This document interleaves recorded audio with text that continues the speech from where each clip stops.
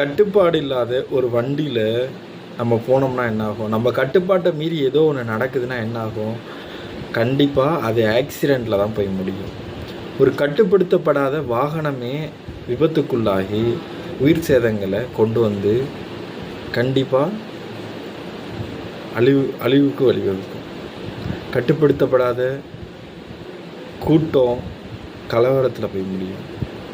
அதுபோல் கட்டுப்படுத்தப்படாத சுய கட்டுப்பாடு இல்லாத மனிதன் கண்டிப்பாக ஒரு நல்ல ஒரு இலக்கையும் வாழ்க்கையில் வெற்றியும் அடையிறதுங்கிறது முடியவே முடியாது. அதனால் சுய கட்டுப்பாடுன்றது அவசியமானது. சுய கட்டுப்பாடுனா என்ன?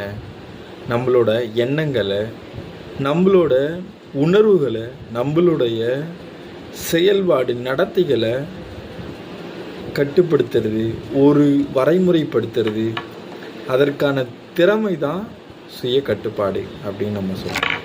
சுய கட்டுப்பாடு வேணும் அப்படின்னா நம்ம என்ன பண்ணணும்?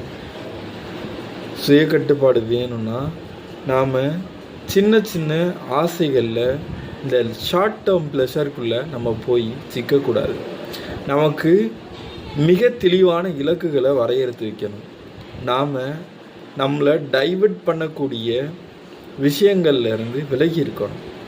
எப்போ நம்மளை உணர்ச்சி வசப்படுத்தக்கூடிய ஒரு விஷயம் நம்ம அடையாளப்படுத்துகிறோமோ அதற்கு பக்கத்தில் போகாமல் நம்ம விலகி இருக்கணும்.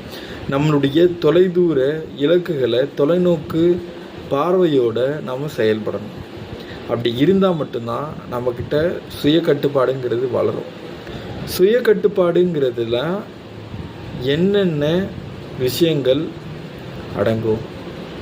சுய கட்டுப்பாட்டில் எதெல்லாம் செய்ய முடியும்? நம்மளுடைய ஒவ்வொரு உணர்வுகளையும் கட்டுப்படுத்துறது, அதை ஒரு வரைமுறைக்குள்ளே கொண்டு வர்றதுன்னு இருக்கு இல்லைங்களா? அது ரொம்ப முக்கியமானது.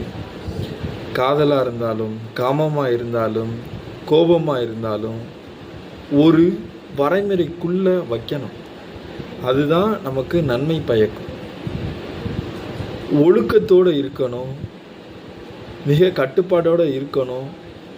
அப்படி இருந்தால் மட்டும்தான் வாழ்க்கையில் வெற்றி பெற முடியும். சுய கட்டுப்பாடுங்கிறது மன வலிமையை அதிகரிக்கக்கூடிய ஒரு விஷயம், தன்னம்பிக்கையை அதிகரிக்கக்கூடிய ஒரு விஷயம்.